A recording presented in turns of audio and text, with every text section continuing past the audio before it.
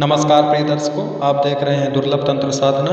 प्रिय दर्शकों, नवरात्रि के पावन अवसर पर आज पुनः एक ऐसा मंत्र लेकर आए हैं जो कि रक्षा मंत्र और कार्य सिद्धि मंत्र दोनों ही कार्य इस मंत्र से पूर्ण होते हैं।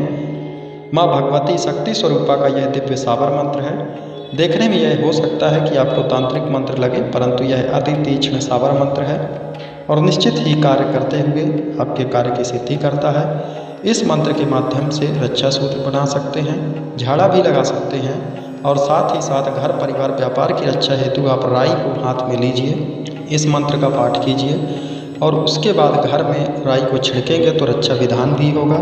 तो इस नवरात्रि इस मंत्र को सिद्ध कीजिए, माँ भगवती की आराधना करते हुए, साधना करते हुए, क्योंकि नवरात्रि का पर्व अपने आप में विशिष्ट होता है। ये नवरात्रियाँ विशेष सिद्धि, साधना और सफलता के लिए विशेष होती हैं। अपने कार्य सिद्धि के लिए समय को व्यर्थ नहीं करना चाहिए, जाया नहीं जाने देना चाहिए, निश्चित ही इस विशेष समय का लाभ लेना चाहिए। तो चलिए ज़्यादा विलंब न करते हुए जान लेते हैं किस प्रकार से इस मंत्र की साधना करनी है और किस प्रकार से इस मंत्र का उपयोग करना है, किस प्रकार से इस मंत्र को अपने कार्य सिद्धि में लाना है। तो सबसे पहले हमेशा की तरह बात कर लेते हैं साधना में प्रयुक्त होने वाली साधना सामग्री की।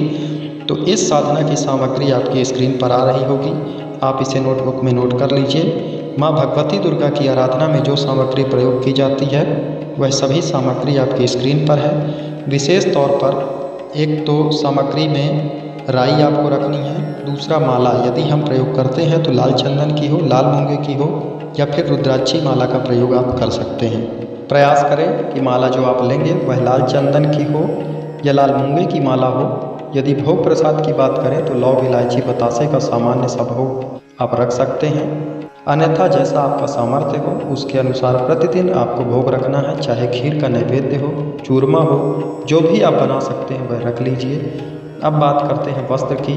तो आसन और चौकी पर बिछाने के लिए लाल रंग का वस्त्र ले लीजिए। यदि कलश की स्थापना कर सकते हैं तो श्रेष्ठ होगा, अन्यथा पूजन काल में आप सामान्य दीपक जलाकर भी साधना संपन्न कर सकते हैं। आइए अब जानते हैं किस प्रकार से और किस दिन से आपको यह साधना आरंभ करनी चाहिए। तो नवरात्रि में आपको प्रतिदिन यह साधना करना उत्तम है। यदि आप नवरात्रि के अलावा अन्य किसी दिन करते हैं तो कोई भी सिद्ध योग मुहूर्त ले सकते हैं। शनिवार का दिन हो, शुक्रवार का दिन हो या मंगलवार का दिन हो तो आप यह साधना संपन्न कर सकते हैं। अब करना क्या है, प्रथम जब भी साधना करें एक ध्वजा लाल रंग का छोटा सा झंडा लीजिए और साथ में एक दीपक और थोड़े से अक्षत लीजिए। अक्षत रख करके दीपक प्रज्वलित करके वो झंडा माँ के मंदिर में लगा करके आइए। निवेदन कीजिए कार्य में सिद्धि के लिए सभी प्रकार से घर परिवार की रक्षा और सुरक्षा हेतु आप यह साधना का प्रयोग कर रहे हैं। माँ आप अपनी कृपा प्रदान करें और मेरी यह साधना सफल हो, इस प्रकार का निवेदन करके आप अपने घर लौट आइए। तो नवरात्रि में प्रथम दिन से ही आप इस साधना को करें।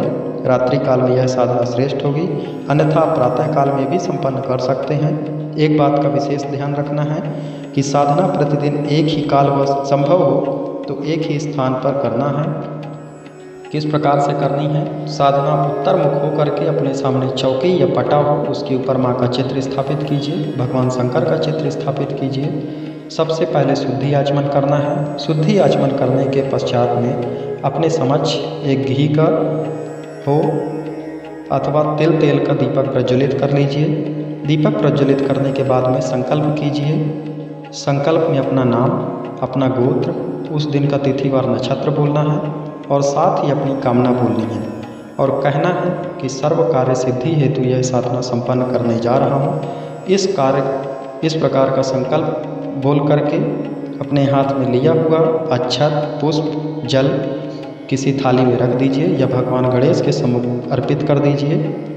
उसके बाद में सबसे पहले गणेश जी का, फिर गुरु का, कुल देव, पितृदेव, स्थान देव, इन पंचदेव का सामान्य सा पूजन संपन्न कीजिए। उसके साथ में माँ शक्ति का पूजन करना है, दुर्गा का पूजन करना है, साथ ही साथ भगवान शंकर का पूजन संपन्न करना है। पूजन के उपरांत में सबसे पहले एक माला गणेश मंत्र का जप, ओम गंग गणपते नमः या ओम गणेशाय नमः मंत्र का जप करना है। उसके बाद में गुरु मंत्र का जप करना है। यदि आपने गुरु दीक्षा नहीं ली है तो भगवान शिव को ही सर्वे सर्वा मानते जानते हुए ओम नमः शिवाय का जप कीजिए या फिर ओम गुरु गोरक्षनाथाय नमः इस मंत्र का आप जप कर सकते हैं। इसके पश्चात आज का जो साबर मंत्र है उसे करना है। और साबर मंत्रों की जब भी बात हो तो उसका जप 11-12 अवश्य ही करना चाहिए। साबर सिद्धि मंत्र आपकी स्क्रीन पर है, आप इसे नोट कर सकते हैं।